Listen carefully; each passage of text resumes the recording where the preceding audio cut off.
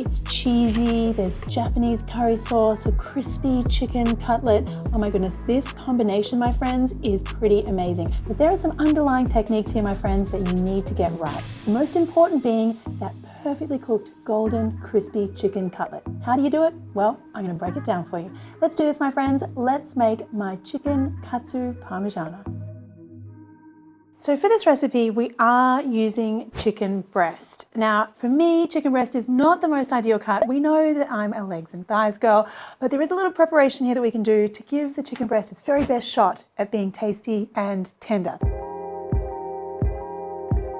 So I'm taking my chicken breast and I want to evenly cut through the middle of it. This is so that we get fairly even sized cutlets. Now you can place a sheet of baking paper on top and use a rolling pin to flatten out those chicken pieces. You really want to concentrate on like the thick end of the chicken so that you get a very even 1.5 kind of centimeter situation all the way through on your chicken piece. A lot of recipes, when they're focusing on making the perfect katsu or the perfect crumbed chicken breast, always focus on the crumbing, but I think the most important part is actually the salt. I'm gonna add loads of salt here, and what we wanna do is dry brine the chicken. So we're actually treating the chicken and seasoning it rather than just seasoning the coating at the end, which is what so many other recipes do. I actually wanna leave this chicken and the salt to do its thing for at least 20 minutes. It really needs that time. And in the meantime, we can make our curry sauce. So heat up some butter, add some flour, give that a really good mix and kind of cook it out a little bit so we get rid of that floury taste. This is called a roux.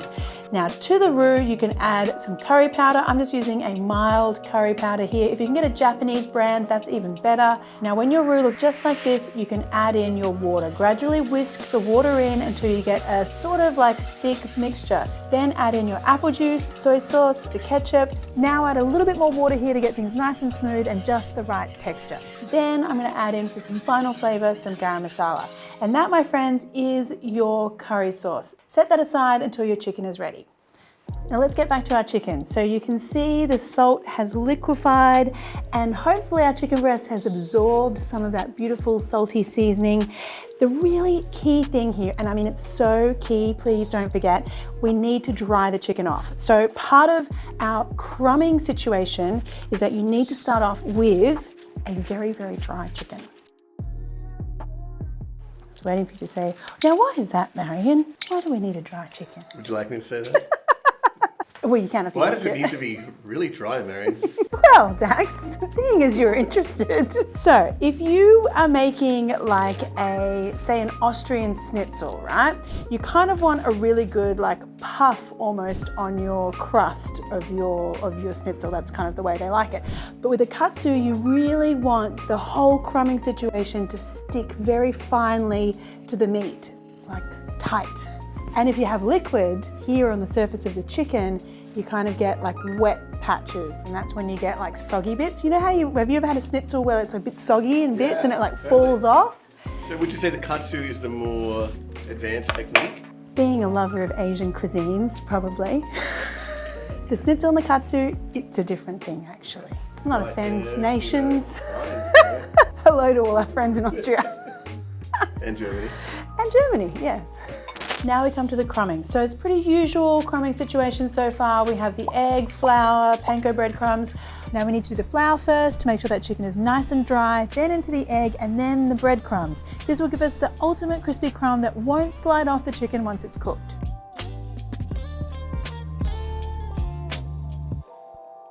So we have our beautifully crumbed chicken ready to go. I've got some hot oil here, and the trick here is to keep the katsu cutlets moving and to also splash them with oil. This does two things: prevents you from getting like brown or black hot spots, and also makes sure you get a really even color over all of your cutlets. So give them a flip after like a minute, and then spoon, and then flip, and then spoon, and flip, and spoon, and then you should end up with a beautifully golden, lovely chicken cutlet. At this point, the chicken should be cooked through, so let's take it out of the oil, pop it on some paper towel, dry it off, and now we're ready to do our Parmigiana bit. How do you know if it's cooked in the middle?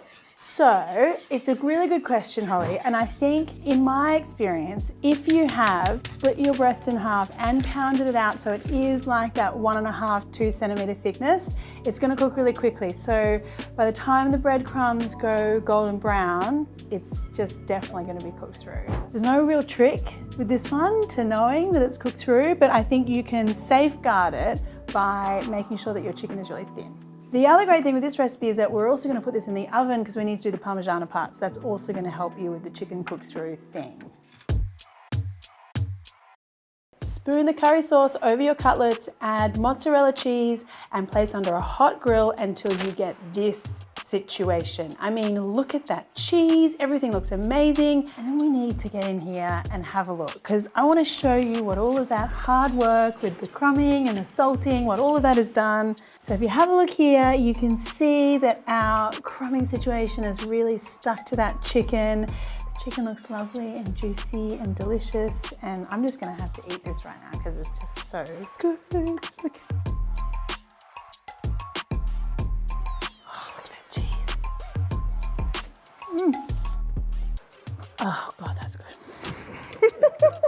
Messy, it's dirty. It's what a Parmigiana should be, but with some Japanese curry sauce on it.